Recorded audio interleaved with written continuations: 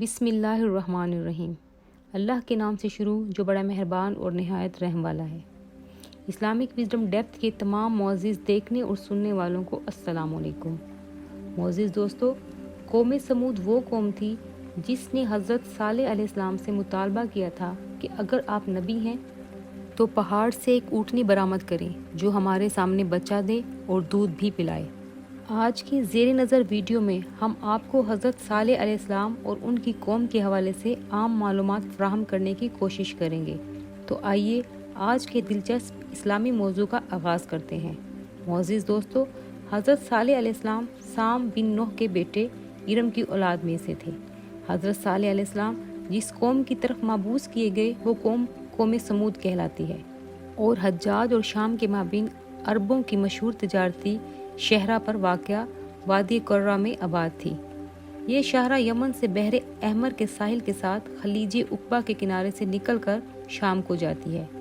اس قوم کو سمود اس لیے کہا جاتا ہے کہ ان کے جد اعلیٰ سمود تھے۔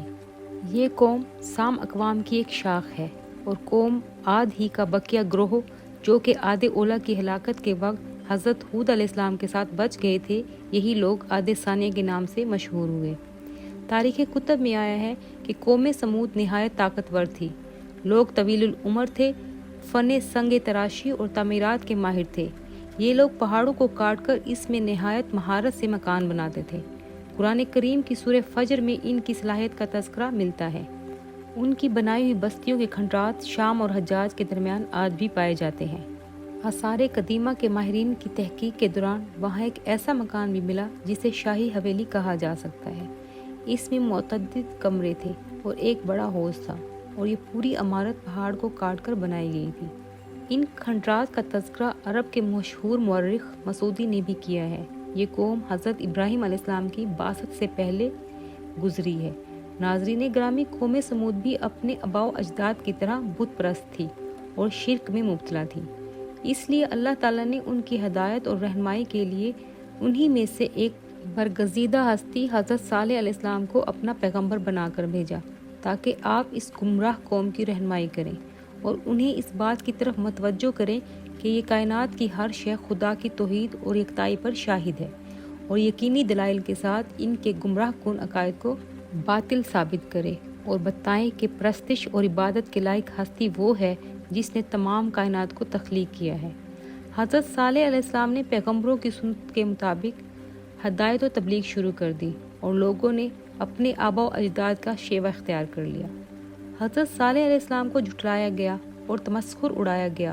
لوگوں نے کہا، اے صالح، تو ایسا آدمی تھا کہ ہم سب کی امیدیں تجھ سے وابستہ تھی، پھر کیا ہوا کہ تو ہمیں ان معبودوں کی پرستش سے روکتا ہے جنہیں ہمارے باپ دادا پوجتے چلے آئے؟ ہمیں تیری کسی بات کا یقین نہیں۔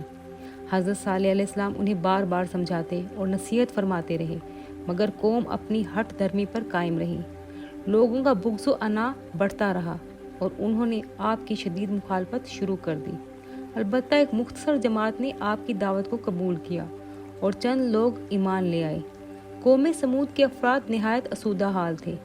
مال و دولت کی فراوانی سے ان کے معاشی حالت بہت اچھی تھی۔ عیش و عشرت کا ہر سامان میسر تھا، لہٰذا ان میں وہ تمام اخلاقی برائیاں پیدا ہو گئی تھیں جو عموماً طاقت اور قوت کے نشے میں بدمست لوگوں میں پیدا ہو جاتی ہیں۔ انہیں اپنی دولت و ثروت اور جسمانی قوت پر بڑا ناز تھا۔ قوم سمود کے ارباب اقتدار اور صاحب حیثیت لوگ باطل پرستی میں اس قدر غرق ہو چکے تھے کہ حق و معرفت کی روشنی نے ان سے قطع تعلق کر لیا تھا۔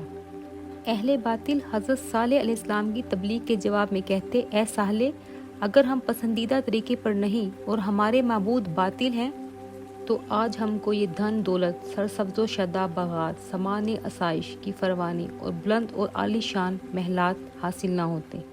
تو خود اپنی اور اپنے پیروکاروں کی بدحالی اور غربت پر غور کر اور ہمیں بتا کہ مقبول لوگ ہم ہیں یا تم اور تمہارے خستہ حال پیروکار۔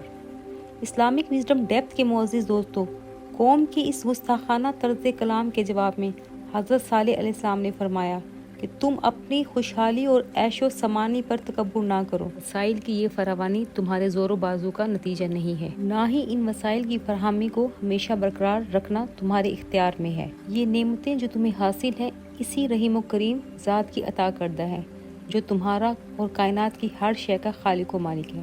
اگر تم اس کے شکر گزار بندے بنو گے تو وہ تمہیں مزید انعام و کرامات سے نوازتا رہے گا، اور اگر تم نے کفران نعمت کیا اور ان نعمتوں کے حصول پر مغرور ہو گئے تو یہی وسائل تمہارے لیے ادبار بن جائیں گے۔ آل سمود اس حقیقت کو تسلیم کرنے کے لیے تیار نہ تھے کہ حضرت صالح علیہ السلام اللہ کے فرستادہ پیغمبر ہیں۔ اپنی سرداری اور مال و دولت کے ذخائر پر تسلط کی بنا پر وہ گمان میں رہتے تھے کہ اللہ کے احکامات کو لوگوں تک پہنچانے کے اہل ہم لوگ ہیں۔ وہ لوگ جو حضرت صالح علیہ السلام پر ایمان لے آئے تھے اہل باطل کی تحقیر و تہذیب کا نشانہ بنتے رہے۔ یہ لوگ ایمان کی دولت سے سرفراز اہل بصیرت کو مخاطب کر کے جو پوچھتے کیا تمہیں یقین ہے کہ صالح اپنے پروردگار کا بھیجا ہوا رسول ہے؟ جواب میں حضرت صالح علیہ السلام کے پیروکار کہتے کہ بے شک ہم اس کے لائے ہوئے پیغام پر ایمان رکھتے ہیں۔ یہ بات منکرین کے لیے ناقابل برداشت تھی کہ ان کے علاوہ کسی اور شخص کے لیے لوگوں کے دلوں میں اس قدر ادب و احترام ہو کہ وہ اس کی کہی ہوئی بات کو بلا چوں چرا تسلیم کر لیں۔ اپنے اقتدار کے لیے وہ اسے خطرہ سمجھتے تھے۔ حضرت صالح علیہ السلام کی عزت و شرف کو ان کے پیروکاروں کی نظروں میں کم تر ثابت کرنے کے لیے وہ کہتے کہ ہم ہر اس بات کو رد کرتے ہیں اور ہر اس بات کو تسلیم کرنے سے انکار کرتے ہیں جو صالح تمہارے سامنے بیان کرتا ہے۔ باطل پرستوں کا یہ جواب سطحی سوچ رکھنے والے ظاہر بین لوگوں کے لیے قابل ستائش تو ہو سکتا تھا، لیکن وہ لوگ جن کے قلوب ایمان کے نور سے منور ہو چکے تھے اس متکبرانہ جواب سے قطعاً متاثر نہ ہوئے۔ ناظرین گرامی، ارباب اختیار نے جب یہ دیکھا کہ معاشی طور پر کمزور لوگوں میں حضرت صالح علیہ السلام کا اثر و رسوخ بڑھ رہا ہے تو انہوں نے حضرت صالح علیہ السلام کو جھٹلانے کے لیے اور اللہ کا پیغمبر ہونے کا غلط دعوے دار ثابت کرنے کے لیے ان سے مطالبہ کیا کہ وہ اگر واقعی اپنے پروردگار کے فرستادہ بندے ہیں تو کوئی معجزہ دکھائے۔ حضرت صالح علیہ السلام ان لوگوں کی فطرت سے واقف تھے، اس لیے انہوں نے فرمایا کہ کہیں ایسا نہ ہو کہ واضح نشانی دیکھنے کے بعد بھی تم اپنی ہٹ دھرمی پر قائم رہو اور کفر ترک نہ کرو۔ قوم کے چیدہ سرداروں نے وعدہ کیا کہ اگر تم ہمارے مطالبے کے عین مطابق نشانی دکھا دو گے تو ہم تیری صداقت پر ایمان لے آئیں گے۔ ظاہر پرست سرداروں کے پیش نظر یہ بات تھی کہ ایسی نشانی کا مطالبہ کیا جائے جس کا پورا ہونا ناممکنات میں سے ہو، اور جب حضرت صالح علیہ السلام ان کے مطالبے کے مطابق معجزہ دکھانے میں ناکام رہیں گے تب عوام الناس خصوصاً حضرت صالح علیہ السلام کے پیروکاروں کے سامنے حضرت صالح علیہ السلام کو نبوت کا جھوٹا دعوے دار ثابت کرنے میں وہ کامیاب ہو جائیں گے۔ لہٰذا اپنے محدود و عقل فہم کے مطابق انہوں نے مطالبہ کیا کہ سامنے پہاڑ میں سے ایک ایسی اونٹنی ظاہر ہو جو اسی وقت بچہ دے اور دودھ بھی دے۔ حضرت صالح علیہ السلام نے بارگاہ الہی میں دعا فرمائی۔ اللہ تعالیٰ نے اپنے محبوب بندے کی یہ استدعا قبول فرمائی۔ پہاڑ میں ایک ٹھوس چٹان پھٹ گئی جس میں سے ایک نہایت عظیم الجثہ اونٹنی برآمد ہوئی۔ اونٹنی نے ظاہر ہوتے ہی ایک بچے کو جنم دیا۔ حضرت صالح علیہ السلام نے قوم سے فرمایا، تم کو پہنچ چکی ہے دلیل تمہارے رب کی طرف سے، یہ اونٹنی اللہ کی، اس سے ہے تم کو نشانی، سو اس کو چھوڑ دو، کھائے اللہ کی زمین میں اور اس کو ہاتھ نہ لگاؤ بری طرح، پھر تم کو پکڑے گی دکھ کی مار۔ معزز ناظرین گرامی، حق و صداقت کی واضح نشانی دیکھ کر کچھ لوگ حضرت صالح علیہ السلام پر ایمان لے آئے، مگر بہت سے ایسے بھی تھے جنہوں نے جہالت کی تاریکیوں کو ہدایت کے نور پر ترجیح دی۔ حضرت صالح علیہ السلام نے قوم کے تمام افراد کو تنبیہ کی کہ دیکھو یہ نشانی تمہاری طلب پر بھیجی گئی، اللہ کا یہ فیصلہ ہے کہ پانی کی باری مقرر کی جائے، ایک دن اونٹنی اور اس کے بچے کے لیے چشمے کا پانی مخصوص ہوگا، اور اس دن قوم کا کوئی فرد یا ان کے جانور چشمے کے پانی کو استعمال میں نہیں لائیں گے، جبکہ ہفتے کے باقی دن وہ لوگ اور ان کے جانور پانی کے چشمے کا استعمال کریں گے۔ حضرت صالح علیہ السلام نے قوم سمود سے وعدہ لیا کہ اونٹنی کو ضرر نہیں پہنچائیں گے۔ سرداروں نے اس بات کو ماننے کے لیے یہ شرط رکھی کہ وہ اونٹنی کو اپنی چراگاہوں میں چرنے کی اجازت اسی صورت میں دیں گے کہ انہیں اونٹنی کا دودھ میسر ہو۔ گرچہ قوم اس حیرت انگیز معجزے کو دیکھ کر بھی ایمان نہیں لائی تھی، لیکن حضرت صالح علیہ السلام سے کیے ہوئے اقرار نے انہیں اس بات سے باز رکھا کہ وہ اس ناکے کو ضرر پہنچائے۔